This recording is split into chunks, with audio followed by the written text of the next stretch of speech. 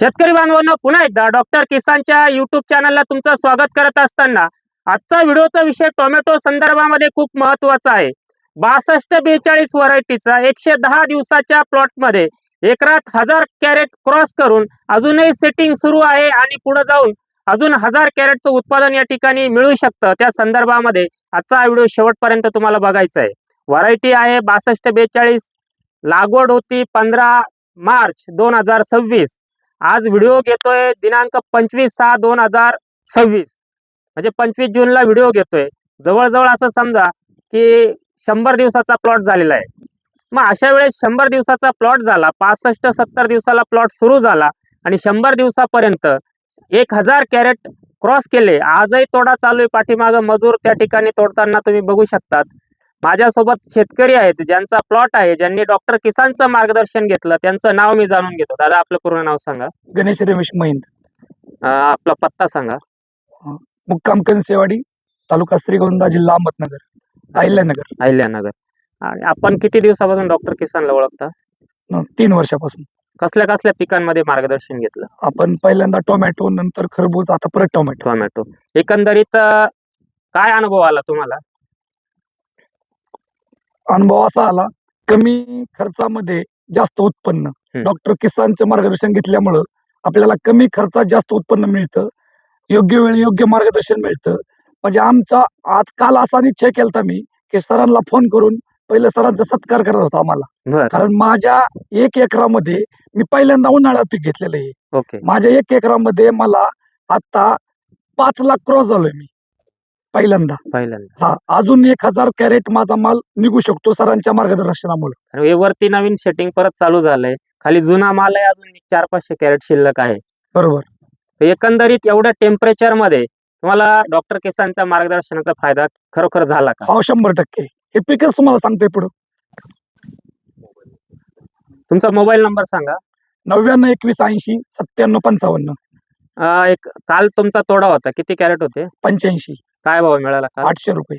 त्याच्या अगोदरचा परवाचा 47 कॅरेट होते 1100 रुपये. म्हणजे दर पण चांगला मिळतो. माझा माल पहाटे 4 वाजता मार्केटला गेला, 5 वाजता माल संपून जातो.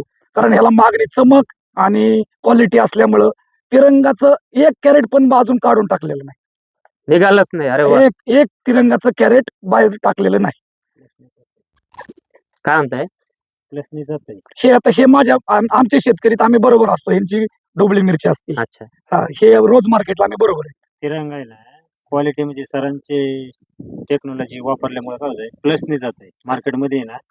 हा, म्हणजे तुम्हाला म्हणायचंय डॉक्टर किसानचं मार्गदर्शनामुळे प्लसनी म्हणजे अधिकचा भाव मिळतो आणि क्वालिटीचं चॅलेंजेस नाही त्याला. क्वालिटी माल विकायला वेळ लागत अजिबात नाही.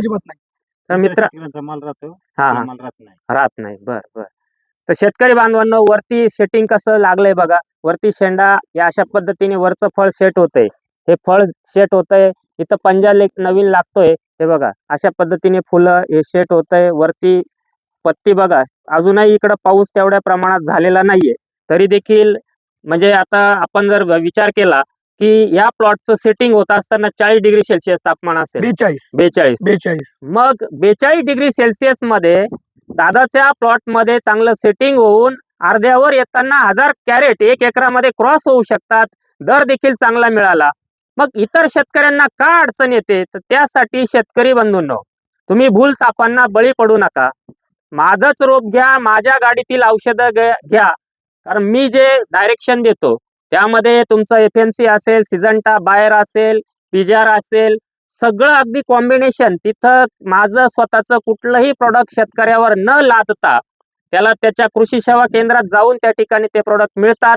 आणि तसं काम केलं मग असा प्लॉट होतो. आणि एवढ्या उन्हामध्ये टेम्परेचरमध्ये 1000 कॅरेट क्रॉस करणं म्हणजे पूर्ण प्लॉट संपेपर्यंत काही शेतकऱ्यांना 400-500 कॅरेटच्या वरती ॲव्हरेज मिळालं नाही. त्या बाजूला जर बघितलं, दादा ती गल्ली दाखव, वरती बघा. म्हणजे आता जिथं बांधणी केली आहे तिथं प्लॉट कसा दिसतोय, एवढे फुलं वरती लागले. म्हणजे हा जर माल सेट केला व्यवस्थित तर अजून परत 1000-1200 कॅरेट. 100%. तर मला एक शेवटचा प्रश्न तुम्हाला विचारायचा आहे की खरोखर डॉक्टर किसानचं आता तुम्ही 3 वर्षापासून मार्गदर्शन घेताय. टोमॅटो उन्हाळ्यात पहिल्यांदा घेतलं, खरबूज मध्ये 2दा घेतलं, पावसाळी टोमॅटो घेतलं. एकंदरीत आपल्या तुमच्या वयाचे जे तरुण शेतकरी आहेत, त्यांना काय सल्ला द्याल तुम्ही? तरुण शेतकऱ्यांना एवढाच सल्ला देईल की योग्य मार्गदर्शन देणाऱ्या कडूनच मार्गदर्शन घेतलं पाहिजे. बरोबर. कारण कमी खर्चात जास्त उत्पादन देणारं फक्त डॉक्टर किसानच आहे. दुसरं कोणी आम्ही पहिले दुसरे प्लॉट केलते, पण आम्हाला एवढं उत्पादन कशातच निघलेलं नाही. त्यामुळे तरुण शेतकऱ्यांनी योग्य मार्गदर्शन घेणं त्यामुळे भरघोस उत्पादन त्याशिवाय निघू शकत नाही. म्हणजे लक्षात घ्या, मी तर सांगतो की बऱ्याचशा वेळा डॉक्टर किसानचाच घ्या असं काही माझं म्हणणं नाही, पण योग्य निवड अशी करा, योग्य मार्गदर्शकाची निवड करा, जेणेकरून आपल्या प्लॉटमध्ये उत्पादन खर्च कमी होऊन भरघोस उत्पादन आपल्याला त्या ठिकाणी मिळेल.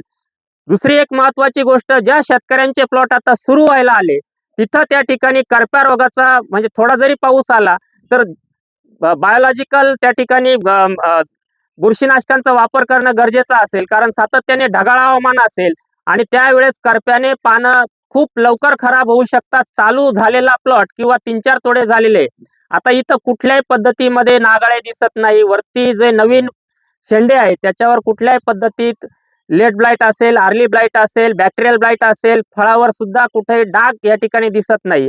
फळाची चमक त्यांनी सांगितलं, मार्केटमधला अनुभव त्यांनी सांगितला, गावातले शेतकरी सांगतायत की मालाला तिथं गेल्या गेल्या 2 रुपये भाव जास्त मिळून आणि लगेच त्या ठिकाणी खरेदी केला जातो. त्याचं कारण की क्वांटिटीपेक्षा क्वालिटीकडे लक्ष देणं गरजेचं आहे. क्वालिटी मिळवताना क्वांटिटी देखील मिळवता आली पाहिजे.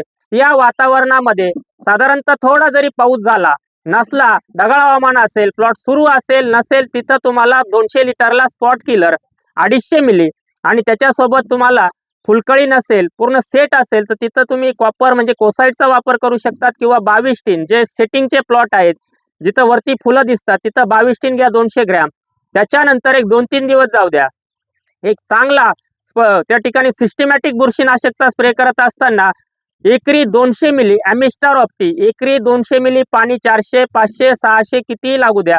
असा प्लॉट असेल, दोन्ही बाजूनी व्यवस्थित नीट बघा, हे असा एवढा प्लॉट वाढलेला असेल, भरलेला असेल, दोन्ही बाजूनी कव्हरेज मिळेल अशी फवारणी त्या ठिकाणी करा.